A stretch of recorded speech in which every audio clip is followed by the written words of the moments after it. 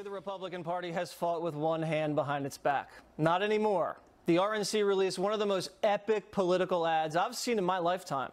It's called Unhinged and will run in the midterms. Take a look. A few years ago, ideas that we talked about were thought to be fringe ideas, radical ideas, extremist ideas. Those ideas are now mainstream. I just don't even know why there aren't uprisings. Anybody from that cabinet, in a restaurant, in a department store, in a gasoline station, you get out and you create a crowd. And you push back on them. And you tell them they're not welcome anymore, anywhere. Do something about your dad's immigration practices, you feckless. What's Uncle Tom but for white women who disappoint other white women? So please, bring on the recession. When was the last time an actor assassinated a president? I have thought an awful lot about blowing up the White House.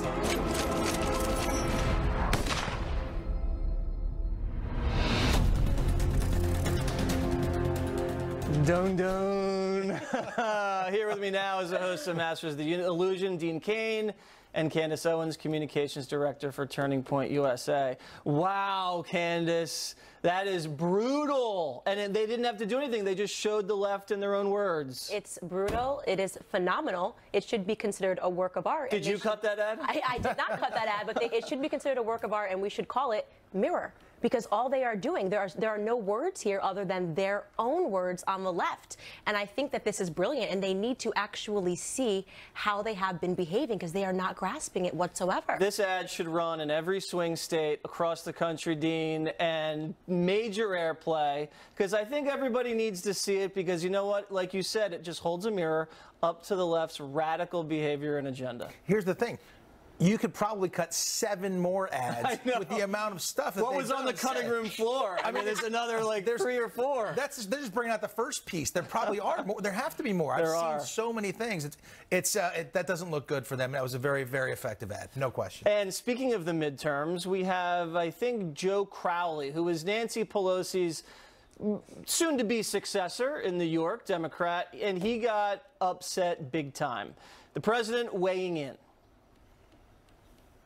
One of my biggest critics, a slovenly man named Joe Crowley, got his ass kicked.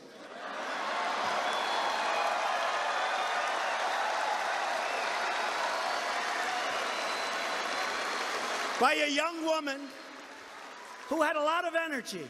She had a lot of energy. I guess he didn't see it. And this woman he's talking about, this dragon slayer, is an avowed socialist who came out of nowhere and took down the establishment. Here she is in her own words. I would support impeachment. I think that, we have the grounds to do it.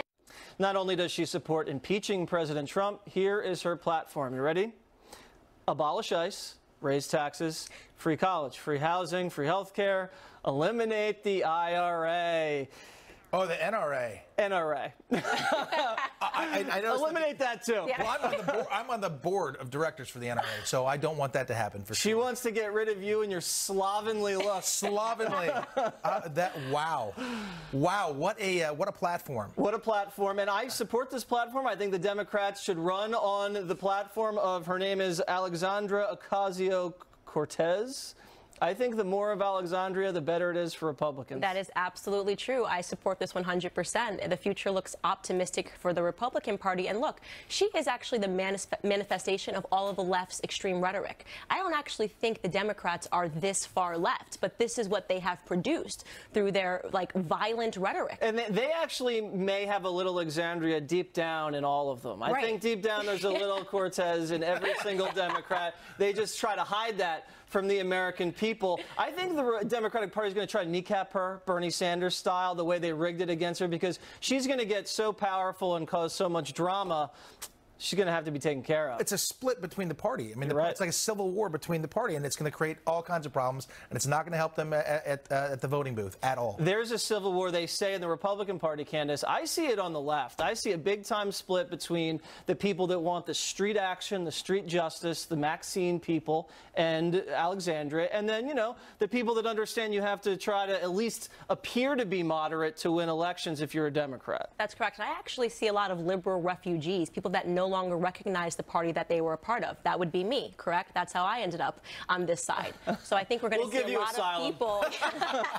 We're going to see a lot of people moving over to Trump land because he's starting to sound a lot more like what we have wanted him to sound like in the past. Very presidential. What he is saying makes sense. And look, on the other side, you've got crazy socialism. I know. Well, when you're a stable genius like the president is. But look at his accomplishments. Yeah. The accomplishments you can't argue with. You can't argue with the unemployment numbers. You can't argue with the economic numbers. You can't argue with North Korea at the table. You just can't argue. That's probably what's driving them so nutty. It's because he's winning and they can't handle it, and so they're just going nuts because that's all they know how to do. They just know how to protest, firebomb, yell and scream because they can't legislate. No, that's exactly right. They incite violence at every single turn. And as I said, I am sitting quite comfortably right now. I'm very happy to see what is going to happen next. All right. Well, we know what's happening out in your neck of the woods. You are now an officer. Yes, sir.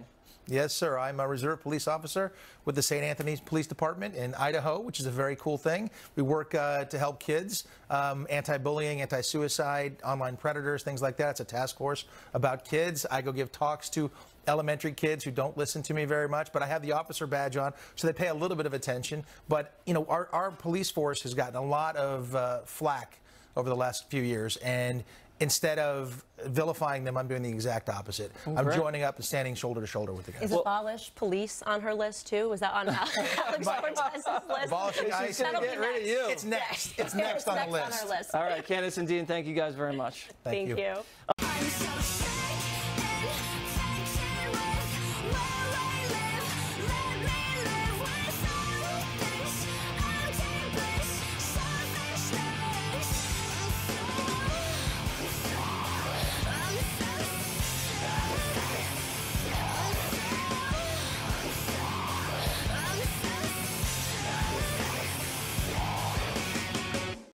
Yeah, it became personally offensive, and I believe it is a hate crime, and I'd like to report it.